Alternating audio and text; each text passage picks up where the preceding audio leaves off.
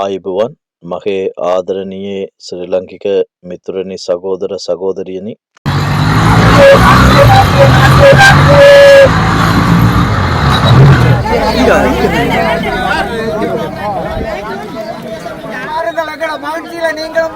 ඔබ මේ දකින්නේ තයිපංගොල් උත්සවය හෝ වෙනයම් හෝ ආගමික උත්සවයක් සමනු ලබන අවස්ථාවක් නොවේ.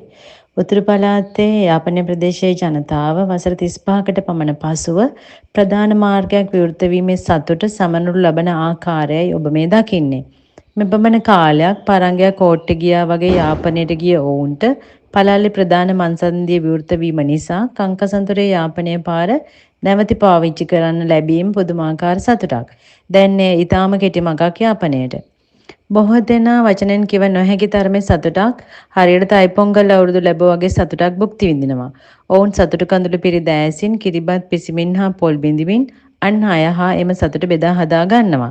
බයිසිකල්, ත්‍රිවිල්, මෝටර් හෝ තමට තිබෙන කුමන හෝ වාහනයකින් ඔවුන් මේ මාර්ගයේ ගමන් කරනවා.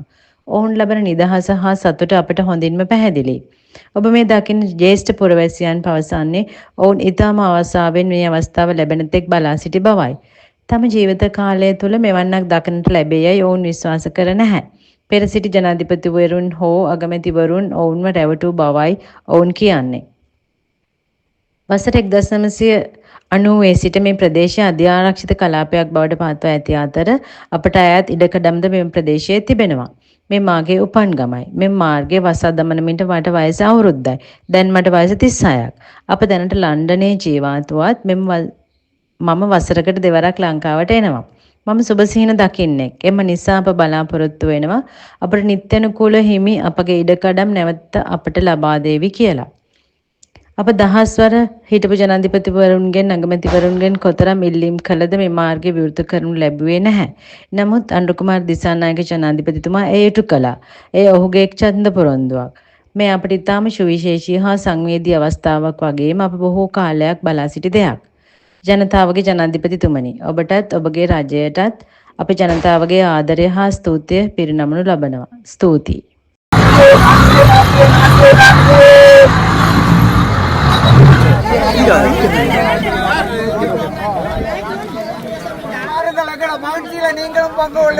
அரசாங்கம் முழுக்க கள்ளர்.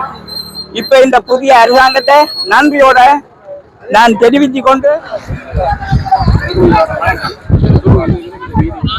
அதிபதி பிரதமர் எங்களுடைய வடக்கு மாகாண ஆளுநர் பின்புலத்திலே இருந்து பணியாற்றிய ஒருவருக்கும் எங்களுடைய மக்கள் சார்பாக மிக்க நன்றிகளையும் பாராட்டுகளையும் தெரிவித்துக் கொள்கிறோம்.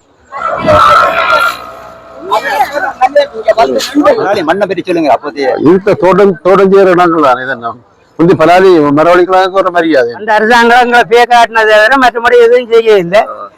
இவர் ஐயா சொன்னதை செய்திருக்கிறார். வசாவளோட நிப்பாட்டி இதையும் பட்டுட்டார்.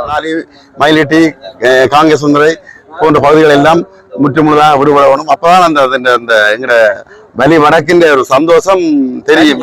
போக போக எல்லாம் கிடைக்கும். நாங்கள் எல்லாம் அதை எண்ணி பார்க்க பலாலி என்று சொன்னால் அந்த நேரம் மோட்சம் தான் நான் சொல்லுவேன். இப்பதே நிலைக்கு மோட்சம் அது மக்களுக்கு கிடைத்த ஒரு வெற்றியாகத்தான் நினைக்கின்றோம். என்னன்னு சொல்ல தெரியாத சந்தோஷமா இருக்கு. அப்படி இருக்கிறோம். மக்களுடைய பாதைகள் விடுவிக்கப்பட்ட மிகவும் சந்தோஷமானது. என்ற மக்களுடைய போக்குவரத்து மிக முக்கியமானது. கேக்குது படம் பார்த்துட்டு வருவோம். ஒரு 12 மணிக்கு செகண்ட் ஷோ முடிஞ்சு வந்தாலும் அது எங்களை கண்டா ஒண்ணும் செய்ய மாட்டோம். கைய காடி போட்டு போய் அப்படியான காலம்.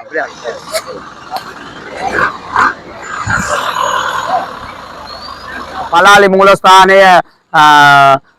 කොමාන්ඩර් එයාට අපි විශේෂයෙන්ම ස්තුති කියනවා. පළය පල්ලිකුණම් සිටිවිනායක පල්ලිකුණම්.